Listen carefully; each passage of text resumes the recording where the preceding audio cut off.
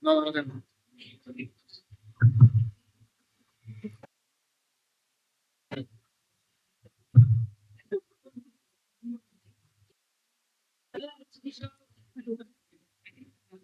Se sabe.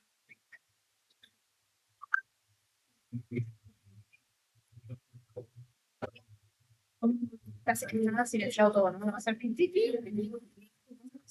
Siempre tenés el sonido.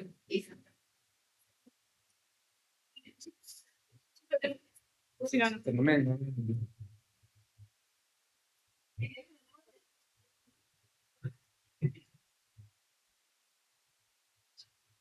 Así se arreglamos por el tiempo. Entonces, con el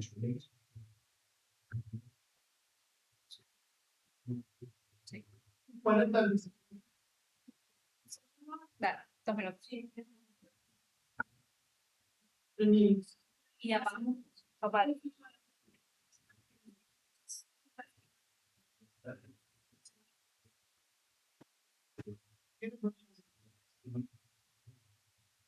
Todavía. Después. Iba a comentarlo después. Sí.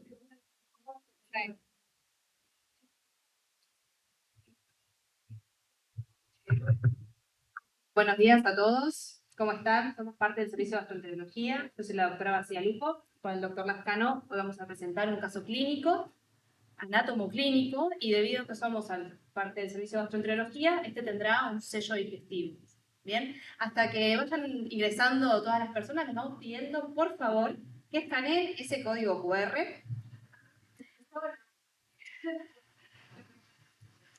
Vayan escaneando. Dado que el Ateneo será interactivo. La idea es que vayan participando, quienes respondan más respuestas correctas y en el mayor tiempo posible van a tener mayor puntaje y va a haber un ganador al final del Ateneo. Sorpresa.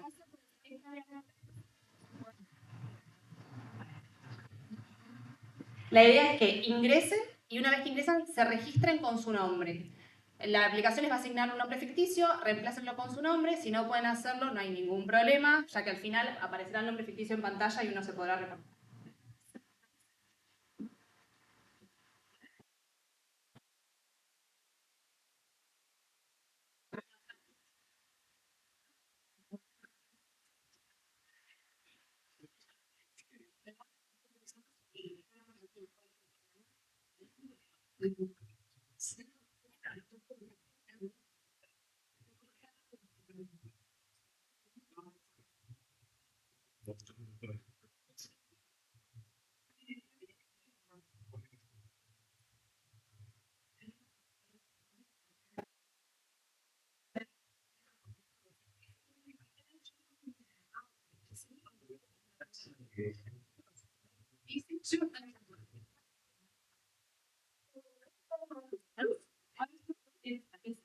Muy bien, una vez que ya escanearon, permanecen con el celular a lo largo de la charla, vamos a ir dando prioridad a las preguntas. ¿Sí? Vamos a ir habilitando las preguntas uno a uno. Muy bien, si ya todos escanearon, vamos a dar inicio al Ateneo.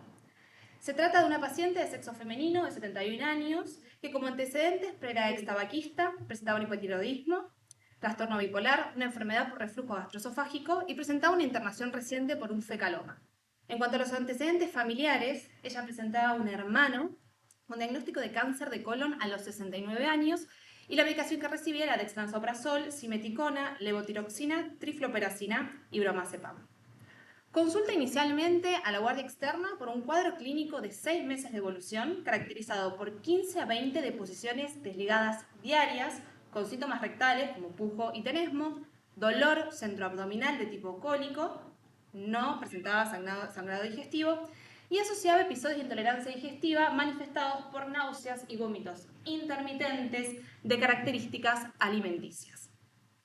En el laboratorio de ingreso solo presentaba una hiponatremia moderada debido a las pérdidas digestivas y se realizó una tomografía abdominal, dado que presentaba este dolor crónico y distensión abdominal.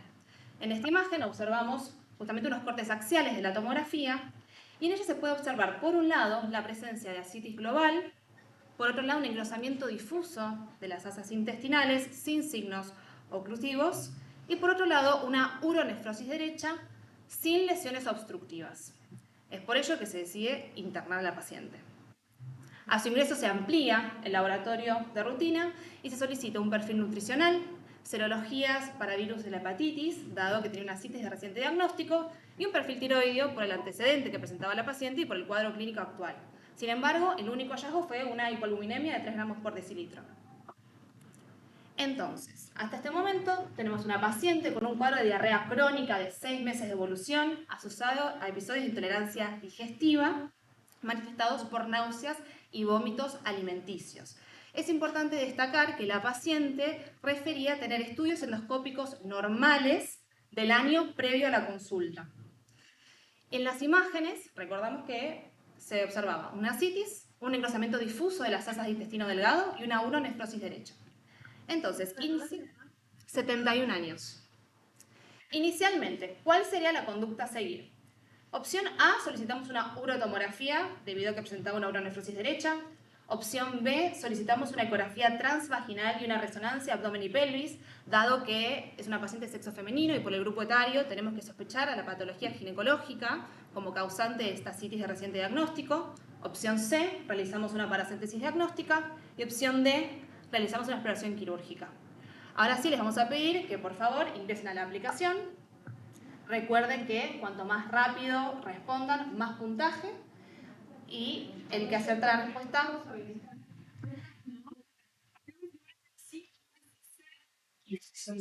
Exacto. Si el celular se durmió, tiene que tener recarga.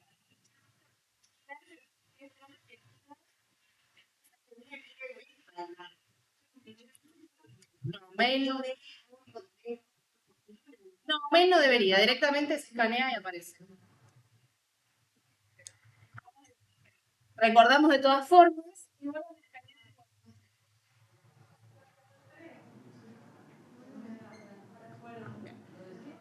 Mientras tanto,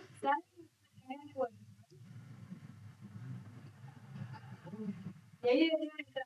Recién se lo hicimos que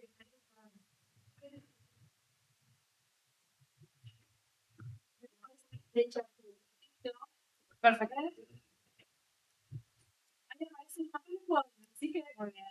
Bueno, vamos. Les recordamos que se tomará como correcta la conducta que concuerde con lo que se fue realizando a lo largo de la internación con la paciente. Puede haber más de una respuesta correcta, pero lo que se tomará como correcta debe ser la que coincida.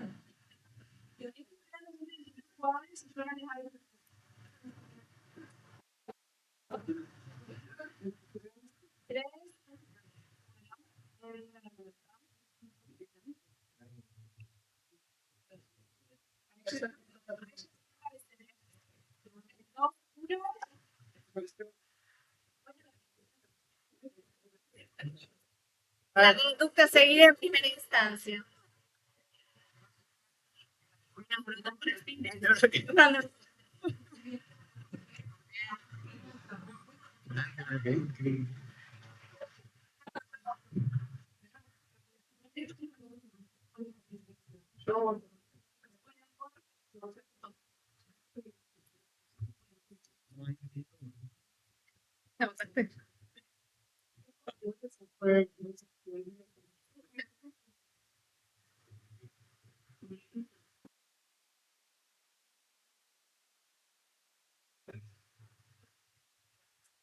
Bueno, a respecto de la evaluación, la mayoría votó para la tesis diagnóstica y después en el segundo lugar, empatado UTC, ecografía transvaginal, como conducta a seguir en primera instancia.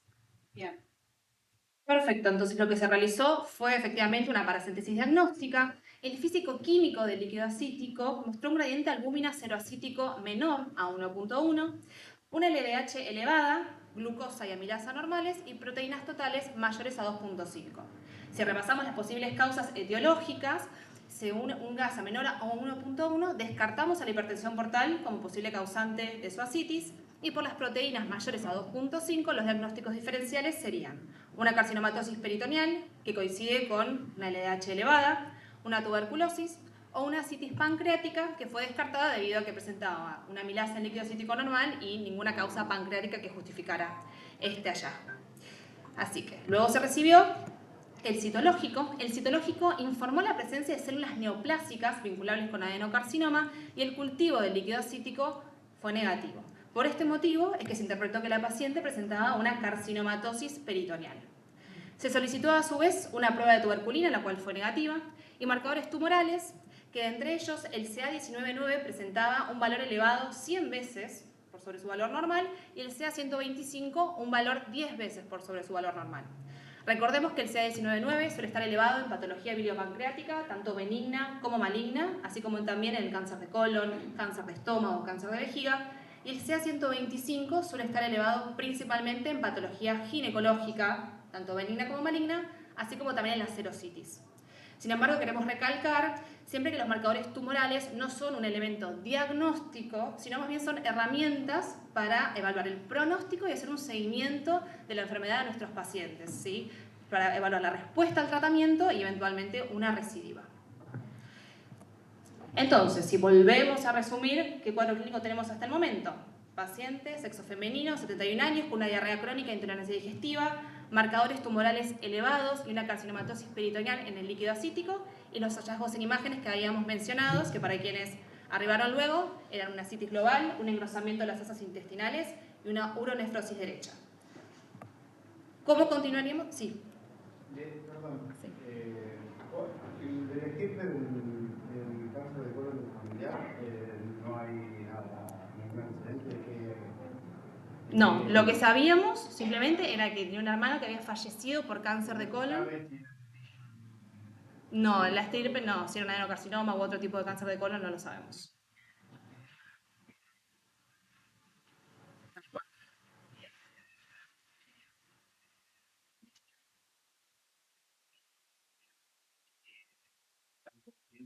Ser de colon será normal.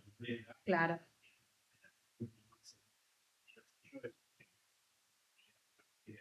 Claro, tal cual. Esta paciente refería a estudios endoscópicos normales de un año previo. Y bueno, ya se nos presentaba con esta clínica que era nueva y bueno, hay que evaluar cuál es la posible causa. Pero las endoscopías, si bien no fueron vistas por los profesionales, eran completamente normales según refería la paciente. Y desconocemos. Sí. Sí.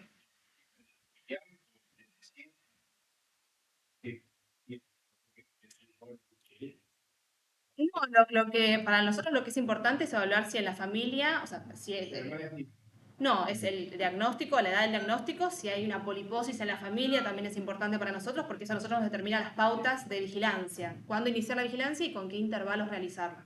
Esos son los principales parámetros. Bien, entonces, resumiendo esto, ¿cómo continuaríamos ahora con la paciente? Opción A, solicitamos una enteroresonancia debido a que tenía un engrosamiento difuso de las asas de intestino delgado.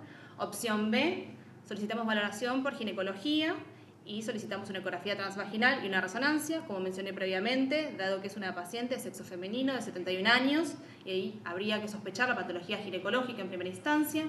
Solicitamos una urotomografía por la uronefrosis derecha, una exploración quirúrgica, opción D, y opción E, realizamos nuevamente unas endoscopías digestivas alta y baja. Ahora sí, habilitamos nuevamente para que puedan votar. A quienes se les durmió la aplicación hay que apretar recargar, así vuelven a ingresar y aparecer en el piso. Recordamos, para quienes llegaron después, puede haber más de una opción correcta. La que se va a tomar como correcta es aquella que coincide con las conductas que se fueron tomando a lo largo del caso. Bueno, muy bien. Abrimos las preguntas.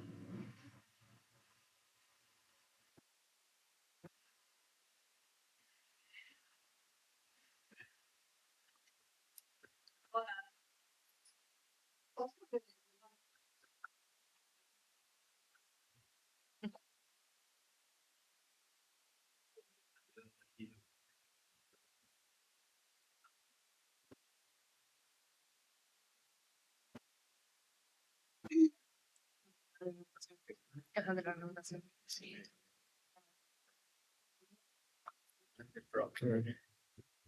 Sí, dije que bueno, una vez.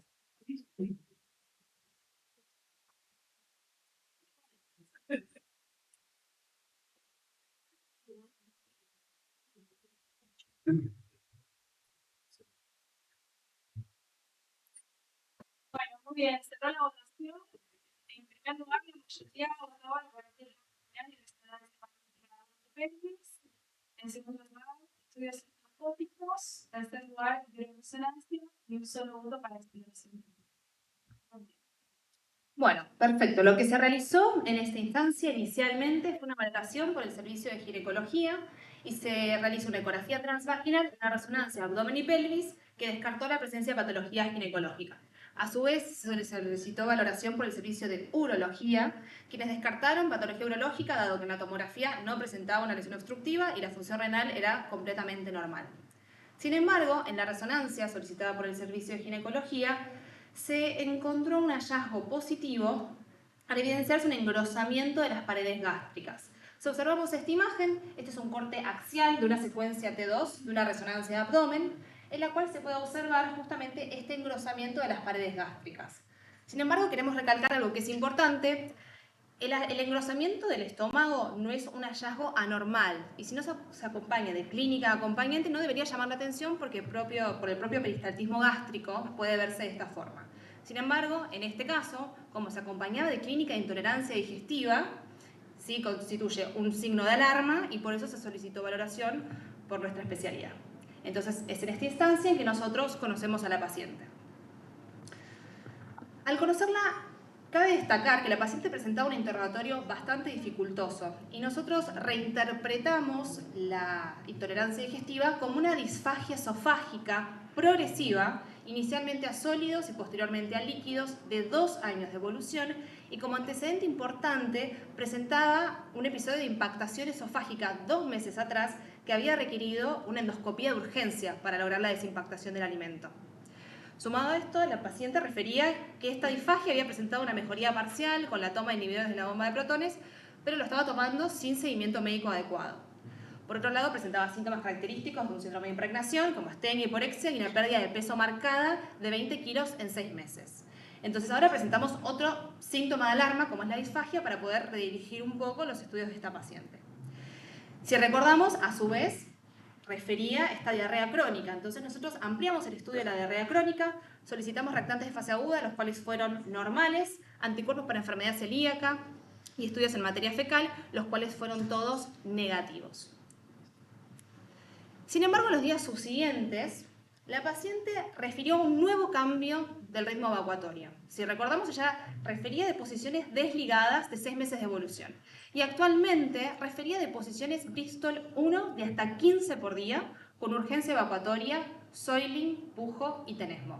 Las deposiciones Bristol 1 son, como se observan en la imagen, son deposiciones pequeñas, como heces caprinas, y el soiling es el escape involuntario de materia fecal luego de una deposición normal. No es lo mismo que incontinencia fecal, sino más bien es el manchado de la ropa interior de forma inconsciente.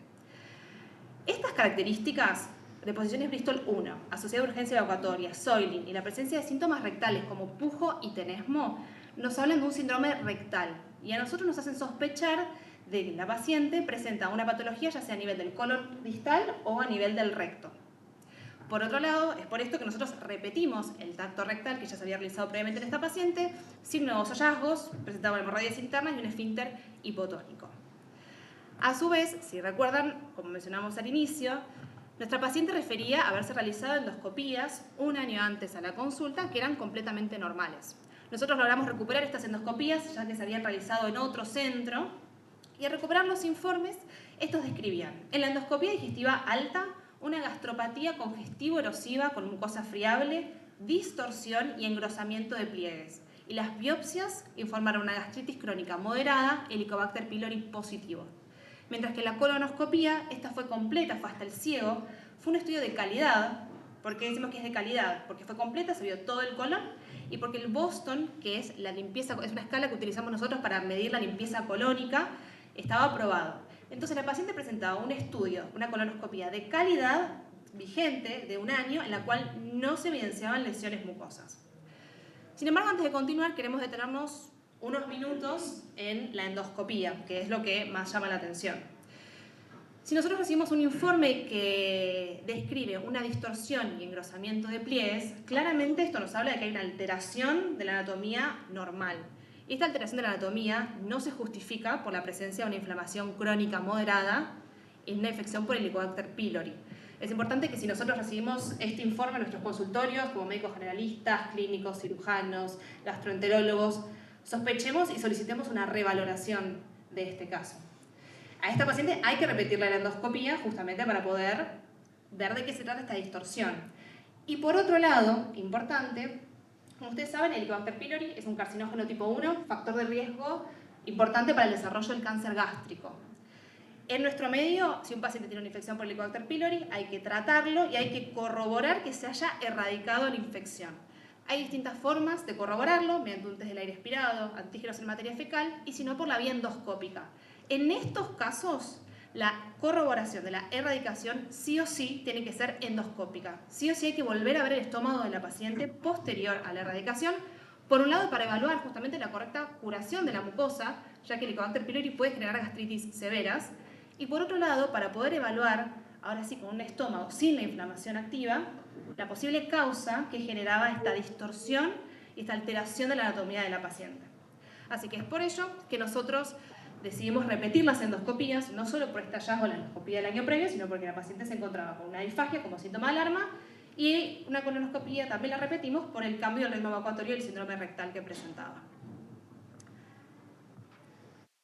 Entonces, en la endoscopía digestiva alta se observaba a partir de los 37 centímetros de la arcada dentaria superior, es decir, a partir de la unión esófago-gástrica, hacia todo el estómago, la mucosa congestiva, si ustedes observan está bien eritematosa, friable al contacto con el instrumental, se puede observar estas pequeñas áreas de sangrado al contactar la mucosa con el instrumental, esto no es normal.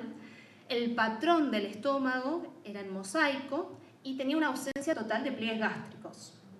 Quienes realizaron la endoscopía informaron que al contacto con el instrumental las paredes gástricas se encontraban induradas y no podían distenderse adecuadamente. Cuando nosotros realizamos una endoscopía, una vez que ingresamos a la cámara gástrica, durante unos segundos mantenemos una insuflación con aire para lograr la correcta distensión del estómago y así evaluar la presencia de pliegues gástricos, evaluar la mucosa y descartar posibles lesiones.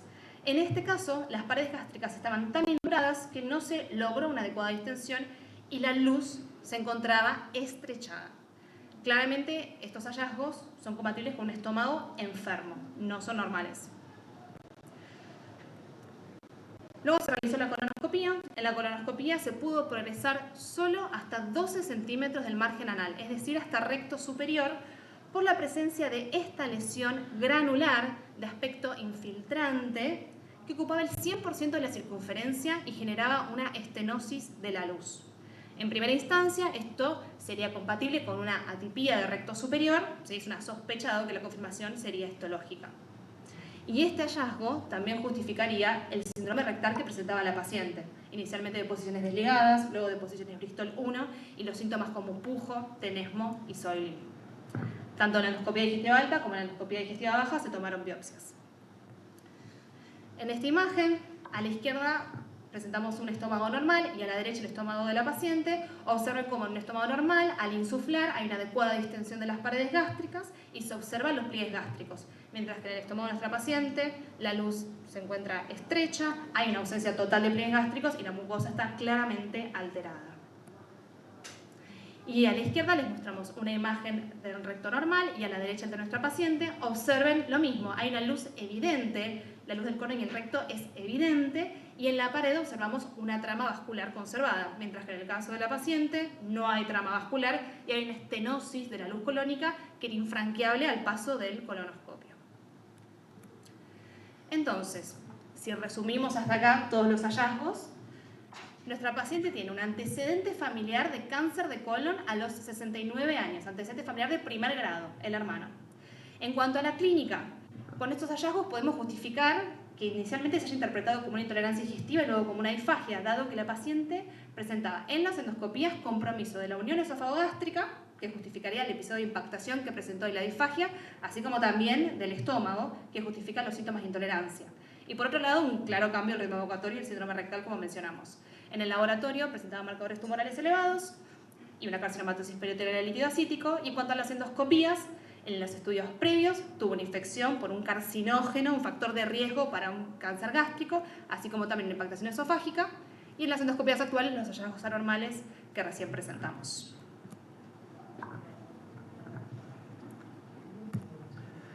Bueno, entonces con este contexto que vimos de nuestra paciente y según la frecuencia de los tumores gastrointestinales, ¿cuál sería su sospecha diagnóstica? ¿Un cáncer gástrico primario con tumor sincrónico rectal?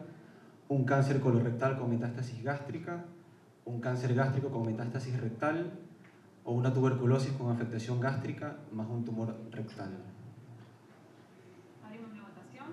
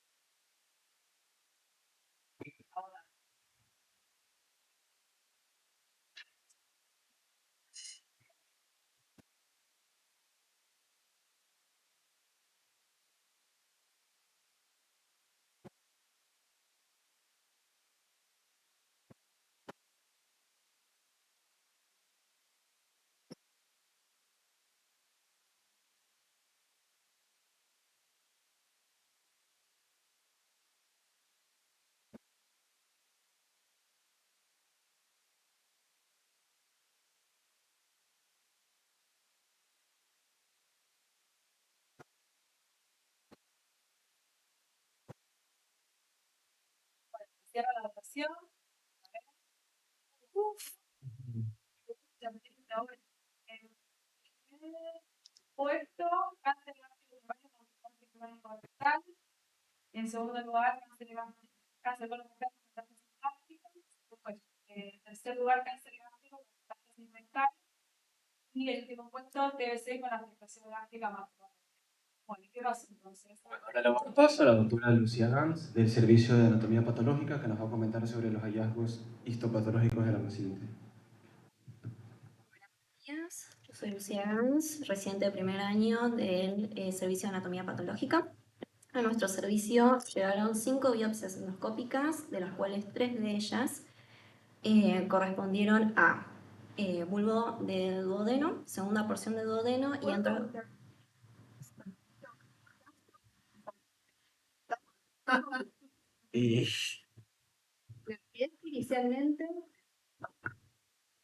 Inicialmente, si bien todavía tenemos que velar el diagnóstico,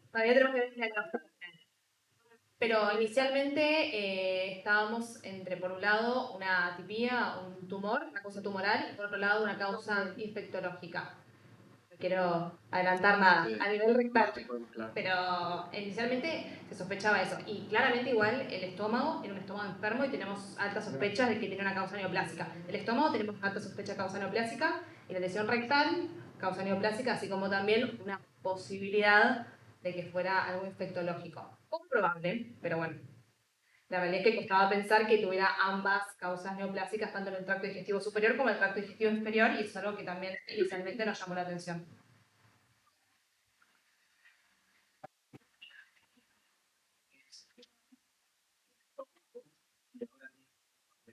No tenía sincrónico. Exactamente, para establecer un tumor sincrónico tiene que ser... Sí, sí. Sí. Para hacer un tumor sincrónico tiene que ser otro tumor primario, ¿sí? Que no sea secundario al otro y que sea diagnosticado en un lapso menor a 6 meses del tumor primario.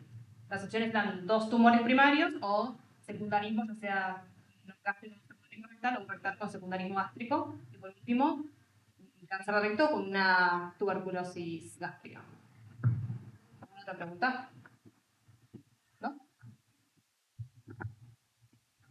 Bueno, a nuestro servicio llegaron 5 biopsias endoscópicas, de las cuales 3 de ellas, que correspondieron al antro de estómago, bulbo de duodeno y segunda porción de duodeno, presentaron una histomorfología normal, mientras que las 2 restantes, que corresponden a cuerpo de estómago y recto, presentaron ciertas anomalías. En esta diapositiva podemos observar a la biopsia de cuerpo de estómago, donde en esta imagen podemos observar la biopsia a nivel panorámico, ¿sí? Acá podemos observar la mucosa y la lámina propia, que presentan una intensa alteración de la histoarquitectura con un infiltrado con una neoproliferación epitelial atípica. Cuando vamos a mayor aumento a nivel de la lámina propia, esta neoproliferación, ¿sí?, está compuesta por células discohesivas con núcleos hipercromáticos y con una vacuola a nivel citoplasmático, ¿sí?, que desplaza el núcleo, dando esta morfología de células en anillo de sello, ¿sí?, como la que está acá en la imagen o la que está acá. Frente a este panorama se decide realizar técnicas de inmunohistoquímica, en este caso una pancitocreatina que dio positiva a nivel citoplasmático, dándonos a entender que el estirpe celular de estas células es de estirpe epitelial. Arribando al diagnóstico de esta biopsia de un adenocarcinoma infiltrante difuso pobremente diferenciado, cohesivo con células en anillo de sello. La otra biopsia que recibimos fue de recto, ¿sí?, que a nivel panorámico nosotros podemos observar que es un fragmento de tipo polipoide, ¿sí? En un primer momento pareciera ser un simple adenoma convencional con displasia de bajo grado, pero a mayor aumento a nivel de la lámina propia no solamente tiene un infiltrado inflamatorio, sino que presenta células sospechosas con núcleos hipercromáticos y citoplasmas microvacuolados.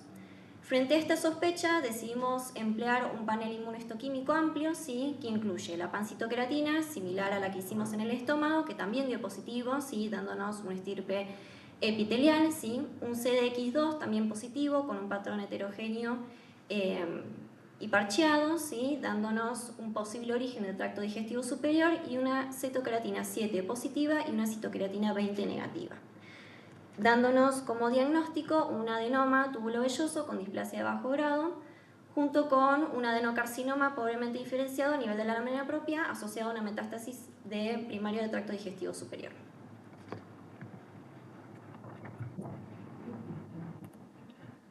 Bueno, entonces lo que tenemos es un adenocarcinoma gástrico pobremente diferenciado con células en anillo de sello con secundarismo rectal. Esta es una entidad con nombre propio, denominada metástasis de Schnitzler. Bien, ¿cómo evolucionó la paciente?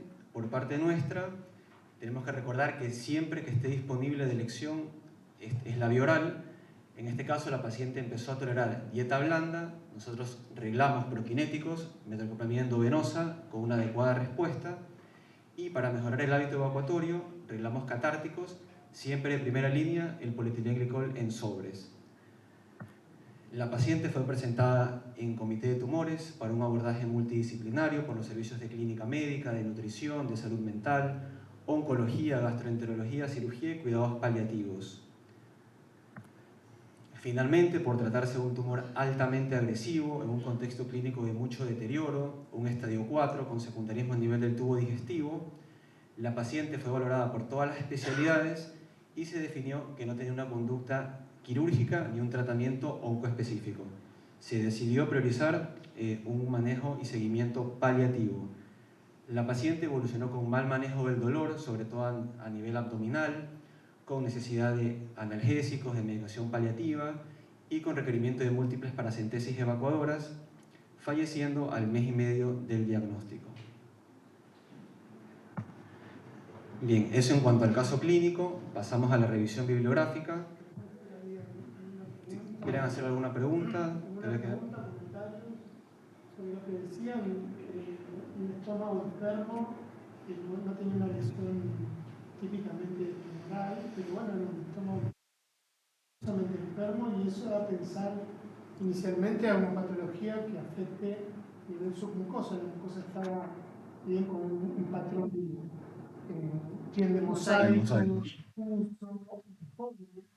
pero al pensar en una explicación de total, como pensar en un adenocarcinoma infiltrante con glucosa, que ahora no muy bien cuáles son las distintos, hasta una infecciosa, como presenta infecciones. El colon lo mismo, el colon que se diga sano, con un antecedente familiar, no estoy liviano, pero ahí apuntando a eso, el antecedente familiar, en general los tumores de colon, salvo que lo especifiquen son de carcinoma, que no importa demasiado porque no está bien. Lo que sí importa es lo que decía Delfina, que a qué edad se diagnosticó el familiar de primer grado y si está en el contexto de una enfermedad que tiene un contexto genético diferente, como una poliposis, o siendo muy jóvenes, como son las enfermedades de colon de rápida evolución y no vinculadas a polio. Esa es el síndrome de Lynch. Entonces, no entraba, no cuadraba nada de esto, con lo cual el tumor de colon o podía ser algo infeccioso, una tuberculosis intestinal, en general se ve más del lado derecho, o una lesión secundaria, que es muy bueno, es el definitivo, o lo tercero es un cáncer de intervalo. El cáncer de intervalo es un cáncer que aparece en el intervalo de seguridad entre colonoscopia y colonoscopia, y eso es un 50% por lesiones perdidas de la colonoscopia inicial. Por más que haya sido una endoscopia de calidad, no la viene. Detrás de un pliegue, porque hubo líquido, porque hubo Una de las dos. colon, hablo del colon. Sí. La colonoscopia 2021 no puede atribuir un cáncer de intervalo porque no la vieron o de rápido crecimiento, que son 25%, el 50% de los intervalos son por pérdida y el otro 25% es por disecciones parciales. Entonces uno podría construir que tuvo un cáncer de colon primario, en lo que vos preguntabas, cuál era el razonamiento nuestro, podría ser con primario, perdido de rápido crecimiento o parcialmente resetado. La verdad es que terminó siendo por eso apareció rápidamente y hay una colonoscopia correcta. O sea, vieron todo, no vieron nada y el secundarismo sorprendente divino. Para eso lo que yo quería preguntar con el relacionamiento, porque ahora con la anatomía patológica simplemente para contestar esta secuencia, pero después de la pregunta no tenemos la anatomía patológica. Claro. Entonces, cayó una, sí, o sea, cáncer gástrico, metástasis colónica, cáncer de colon, metástasis gástrica, no estaba muy clara y en eso. El razonamiento es ver en frecuencia, y en ese sentido, no pregunta el cáncer de colon, pero el cáncer. Claro. Bueno, lo que nos hizo fue eso. Claro, pero y la respuesta correcta era cáncer gástrico, colon. Esto fue el razonamiento clínico fue en una paciente con una colonoscopia previa con un familiar que tiene una cáncer vamos al tercer intervalo. La idea es la colonoscopia previa. O estando y después los síntomas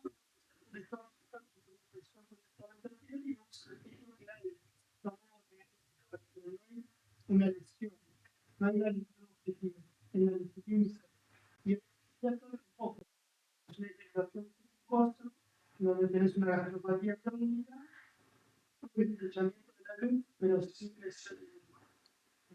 Entonces, Sí, la tomografía, además, con el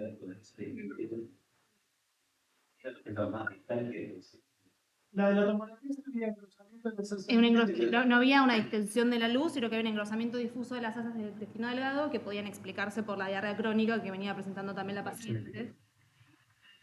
No se ve. No.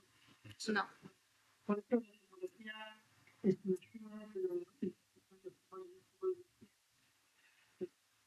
Colonoscopia.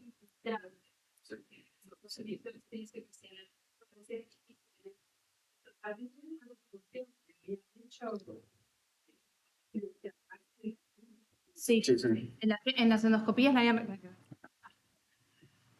en la endoscopía previa se había realizado, se habían tomado biopsias.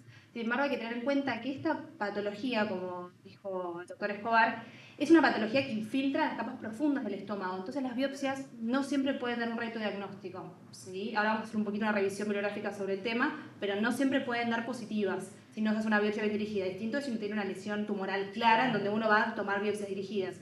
Esto puede suceder y es por eso tal vez que se presentó de esta forma, ¿sí? Tan progresado, perdón. Doctor, sí.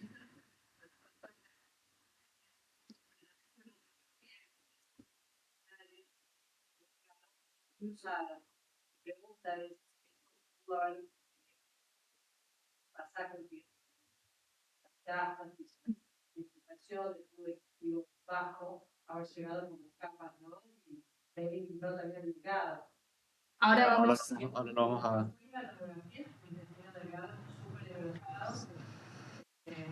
Sí, igual, sin embargo, el engrosamiento de las asas intestinales, sobre todo intestino delgado, en contexto de una diarrea crónica, no siempre. Sí, tal cual, sí.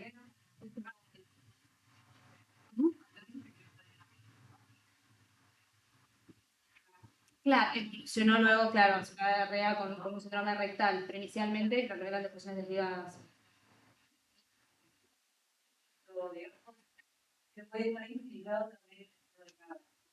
Y ahora lo van a hablar, pero podría estar en la infiltración.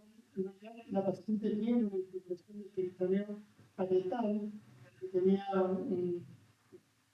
metastasis en el control y también afectar el peritoneo visceral, y darte una imagen de nacimiento, igual que tenía por el líquido, el edema de las paredes del digestivo se ve así, y que se ve los salitos del uso de las asas. Realmente vemos cómo están aquí en el compromiso metastásico. Sí, pero no por...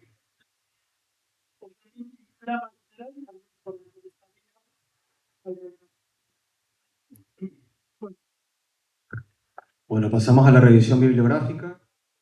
Tenemos que saber que el cáncer gástrico es el quinto cáncer en incidencia y el cuarto en mortalidad a nivel mundial. Esto sobre todo en países asiáticos, en Sudamérica, a nivel de Chile y de Bolivia. En Argentina esta incidencia es mucho menor, ocupa el 8º lugar. Sin embargo, tiene una alta mortalidad debido al diagnóstico tardío. Es más prevalente en el sexo masculino que en el femenino, con una relación 2:1. Tenemos que saber que hasta el 90% son esporádicos y que esta incidencia se encuentra en ascenso por factores ambientales, un estilo de vida con mayor consumo de alcohol, tabaco, sedentarismo, una dieta rica en ultraprocesados, alteraciones en el microbioma o infecciones como el Helicobacter pylori. Esta es la clasificación de tumores gástricos. Tenemos dos, una clásica, la clasificación de Loren, que los divide en intestinal y difuso, y una más reciente de la Organización Mundial de la Salud, que los divide según el estirpe histológico, siendo los tres más frecuentes el adenocarcinoma tubular, el adenocarcinoma papilar, que se correlacionan con el intestinal de Loren, y el carcinoma poco cohesivo con células en anillo de sello, que se correlaciona con el difuso de Loren. Este último es un tipo histológico de adenocarcinoma gástrico que se compone de 50% de células en anillo de sello. En la pieza quirúrgica se caracteriza por su invasividad y mal pronóstico al diagnosticarse en estadios avanzados, y tenemos que tener claro que la endoscopía convencional presenta baja sensibilidad para su detección temprana debido a sus características morfológicas. Acá brindamos dos imágenes de pacientes de nuestro servicio como una representación visual de los tipos de cáncer gástrico según la clasificación de Loren. A la izquierda vemos el tipo intestinal, que es una lesión evidente, diferenciada, delimitada, que tiene lesiones precursoras como la gastritis crónica, la atrofia gástrica, la metaplasia intestinal gástrica, la displasia y finalmente el cáncer. Y tenemos que saber que el intestinal está íntimamente relacionado a la infección por Helicobacter pylori. A la derecha observamos el difuso, que tiene un patrón más infiltrativo, es no diferenciado, tiene una afectación difusa, transmural, así como dijimos, esto en ocasiones durante la veda, al insuflar, las paredes del estómago no distienden adecuadamente, y tenemos que saber que el difuso no tiene asociación con Helicobacter pylori. En cuanto a la clínica, suele ser asintomático en etapas tempranas o inespecífica, y cuando presentan sintomatología, lo más habitual va a ser el dolor abdominal, distensión, intolerancia digestiva. Sin embargo, estos son síntomas frecuentes en la consulta de gastroenterología, y en quienes tenemos que poner especial atención en los pacientes que tengan signos de alarma, es decir, pacientes mayores a 40, 45 años, que tengan un antecedente familiar de primer grado, que tengan anemia, reactantes de fase aguda elevados, que presenten disfagia, episodios de impactación, vómitos, pérdida de peso, episodios de hemorragia digestiva alta o una imagen sugestiva. La mayoría de estos signos de alarma los presentaba nuestra paciente. ¿Cuáles son las vías de diseminación? Puede ser por vía hematógena, por vía linfática o por vía peritoneal. El tratamiento, la gran mayoría de la adenocarcinoma de células de anillo de sello van a recibir un tratamiento paliativo por el diagnóstico tardío y en estadios más tempranos puede ser endoscópico, quirúrgico u oncológico. En cuanto a la metástasis de Schnitzler, es la metástasis rectal del adenocarcinoma gástrico. Es una entidad muy poco frecuente, la mayoría de la bibliografía está basada solamente en reporte de casos. En general está asociado al adenocarcinoma gástrico de tipo difuso, según la clasificación de Loren, y la vía de diseminación es hematógena o linfática. En cuanto a la presentación clínica, se puede presentar con un cambio del ritmo evacuatorio, esto es mayor de 6 meses, una estenosis rectal, pueden presentar síntomas de obstrucción intestinal, que si bien nuestra paciente no los tenía, desarrolló un síndrome rectal. En cuanto a los estudios diagnósticos, se puede iniciar con una tomografía abdomen y pelvis con contraste endovenoso, una videocolonoscopia con toma de biopsias, pero recordemos que al invadir las capas más profundas, estas biopsias pueden no tener un rédito diagnóstico, una ecoendoscopía para valorar lo que es la extensión, la profundidad de la lesión, tomar biopsias dirigidas, realizar ciertas terapéuticas o la biopsia quirúrgica. Como lo dijimos durante todo el Ateneo, el abordaje de esta patología debe ser multidisciplinario y también individualizado. Bueno, para ir cerrando el Ateneo, vamos a dar unos mensajes con un sello digestivo. El cáncer gástrico presenta síntomas heterogéneos e inespecíficos, por lo tanto es fundamental una anamnesis dirigida, desglosar síntoma por síntoma y también poder detectar los síntomas de alarma oportunamente. Hay que prestar especial atención ante la discordancia clínica, endoscópica y anatomopatológica para así poder definir una conducta precoz y oportuna. Y finalmente, el cáncer gástrico difuso es un tumor agresivo de mal pronóstico por presentar síntomas tardíos, no tiene imágenes características a nivel endoscópico y habitualmente se diagnostica en etapas avanzadas. Esta es la bibliografía. Muchas gracias. Si alguien tiene alguna duda.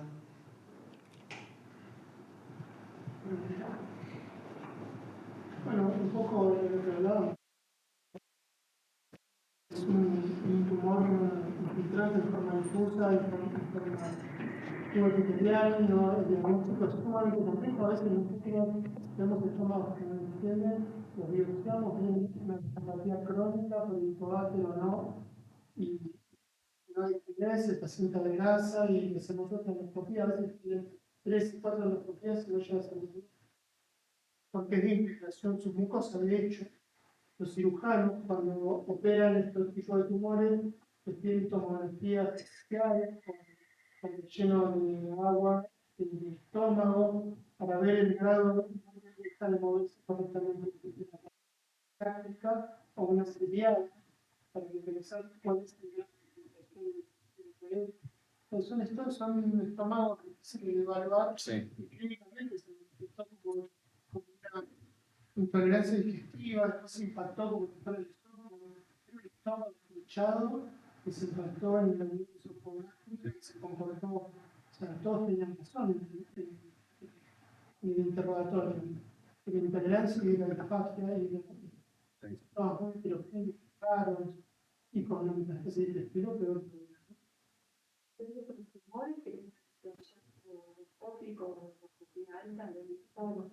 Exacto.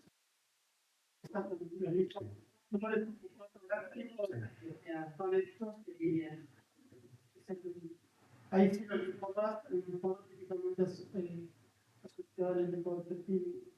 Entonces, si uno ve esto, debería pensar en un linfoma por el epicentro linfoide, pero bueno, de la biopsia, digo, en la visualización.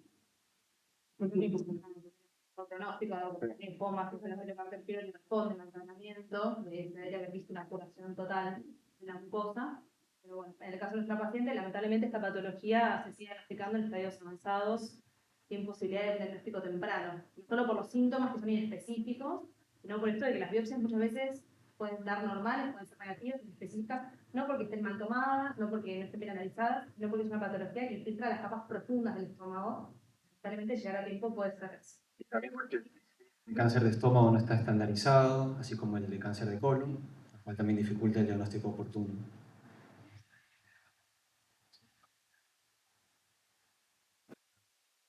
Sobre esto.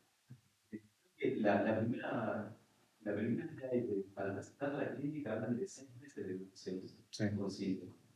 Y de náuseas y vómitos. No, creo que diarrea no.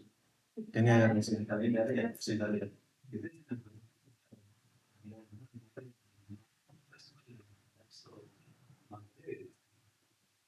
De 20 días. Tiene que estar dentro de este. A partir del mes se lo considero electrónica y ahí está. Entonces, probablemente no era un cambiado del paciente, pero sería el más correcto. Y venían los y también. Las copias que tenían eran previas al cuadro inicio de la diarrea hepática. La endoscopia alta era por síntomas y la colonoscopia de control por un método de cáncer de colon.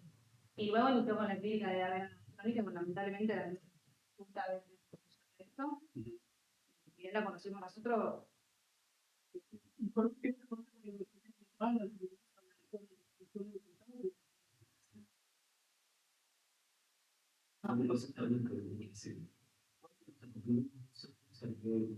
Es el tiempo para una vez para que todos los estudios pacientes pero normalmente nosotros lo pasan meses, 2, 3, 4 meses, entre que tiene síntomas, entre que viene los turnos y todo. Yo he visto sistemas de salud que estos síntomas detectados tienen los estudios realizados en los 10 días. Yo no sé cuánto cambia la sobrevida, ¿no? Porque reciente le preguntamos al productor cuánto cambiaba la resolvida entre que el paciente tiene síntomas y se hacen los diagnósticos pasaban en nuestro país, tenemos 6 meses. Yo he visto que en otros lugares pasan 2 días. Y la razón es tal vez muy exagerada de un lado y muy un poco deficiente de la otra, es que tratándose de patología cultural, digamos, el médico debe ser más activo. Claro, vos no vas a cambiar el pronóstico dependiendo de la patología. El humor, muy probablemente no cambies el pronóstico. Claro, es lo que y el cáncer gástrico de tipo intestinal, si haces un diagnóstico de un cáncer gástrico temprano, porque se cae en su curar. Entonces, bueno, uno tiene que tener los pacientes dentro de un tipo de paciente que vos tenés que someter a estudios y el tiempo determinado. ¿Qué paciente vas a buscar? Soltado por un obeso, mayor de 50 años, fumador, un deseo. Vos tenés que hacer ese tipo de estratificación de riesgo. Es una estratificación clínica. Si después el paciente sale de esa estratificación y tiene un cáncer temprano o cáncer que no dio síntomas, bueno, es parte del juego, ¿no? Tu criterio clínico es el que va a definir los momentos y los tiempos adecuados a tus sistemas para estudiar un paciente de pequeñas características. Ni más ni menos que eso. Si vos dependés de un paciente, si haces lo que decís vos, al segundo día de la actividad, pero con criterio clínico, perfecto. Si lo estudias a los 6 meses, probablemente pasado. Esto es lo que se llama los periodos de duplicación del tamaño tumoral, 180 días, de que un tumor duplica su tamaño celular, entonces vas a tener seguramente diseminación a distancia, pero concretamente un tumor pequeño ya tiene células de circulación. Entonces, no sé si es tanto pasar de un tumor pequeño cambiar de tanta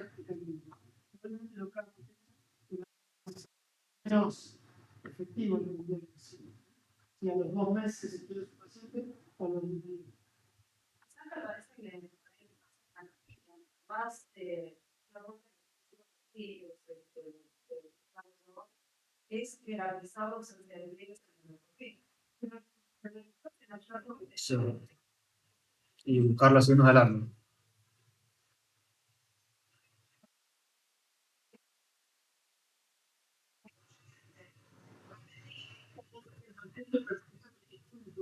Ujú.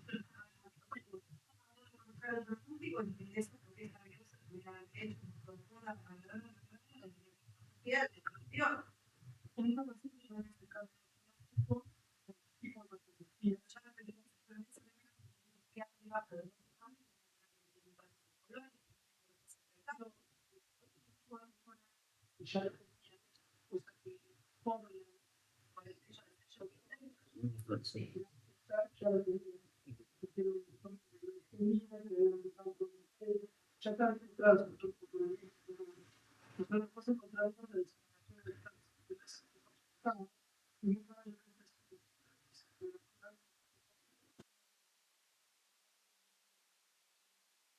del cáncer. O la unidad muy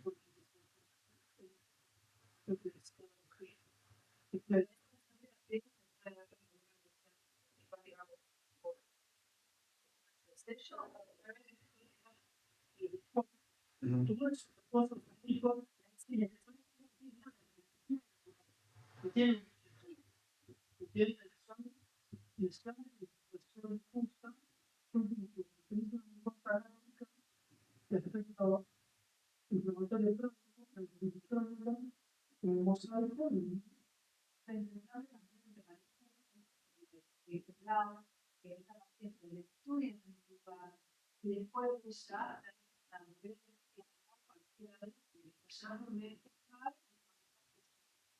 con lo cual podemos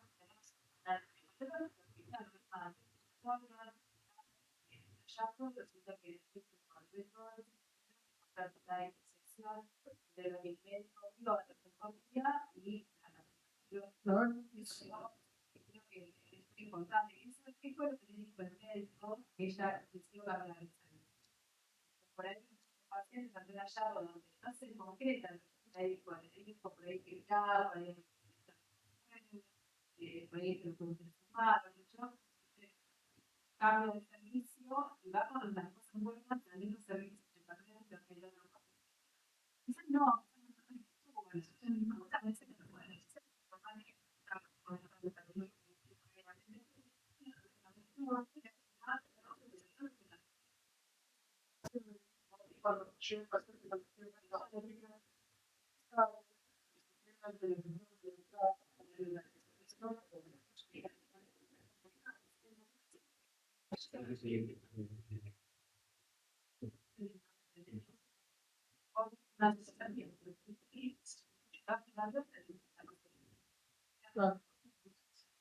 bueno. Bueno.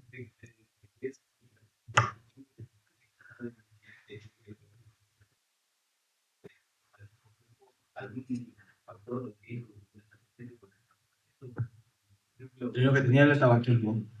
Tabaquismo.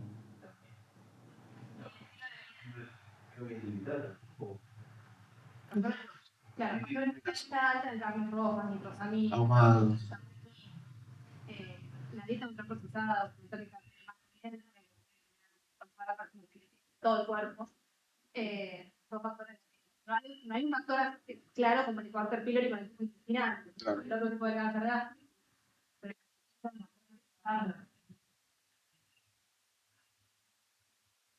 No. Es lo que preguntábamos. Y por eso es una pregunta que me ha hecho el doctor. Nosotros sospechamos en algún momento que fue un secundarismo, la realidad es que no. Cuando hicimos la endoscopía, no se nos puso por la cabeza que fue un secundarismo porque es algo que solo se en el caso, pero nada más. Hay 48 casos reportados en el mundo.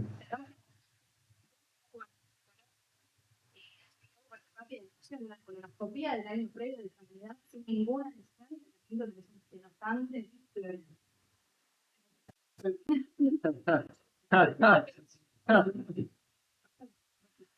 Pero definitivamente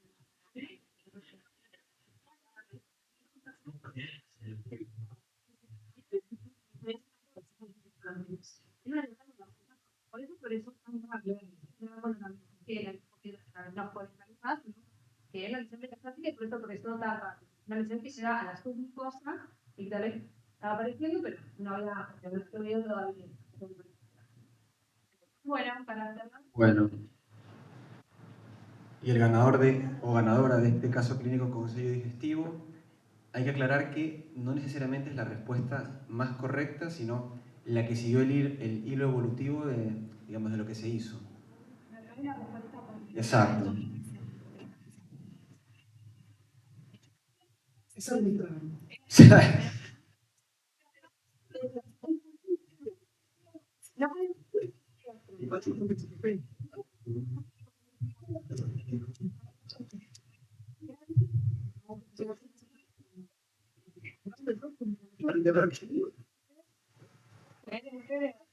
Otra pregunta.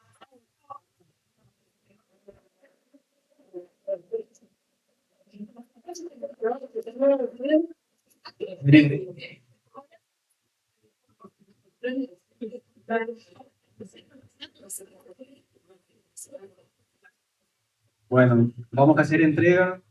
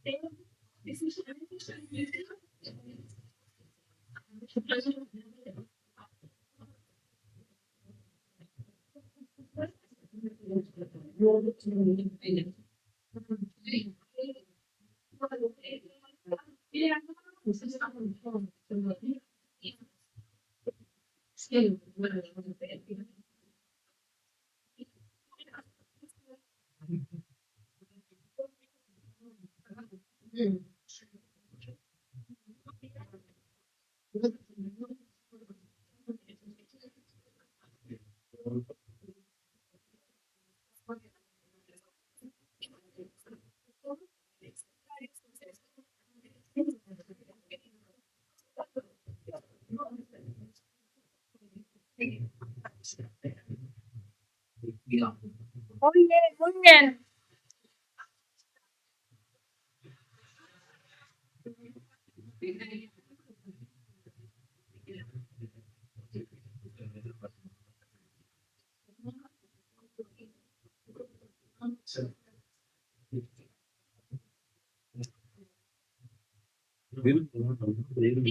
Hicieron stop acá, ¿no?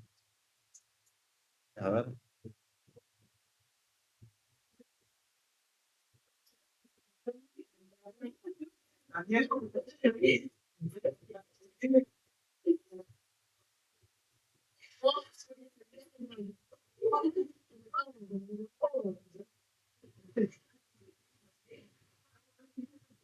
Sí, muy buena la tenía, la verdad, muy lindo.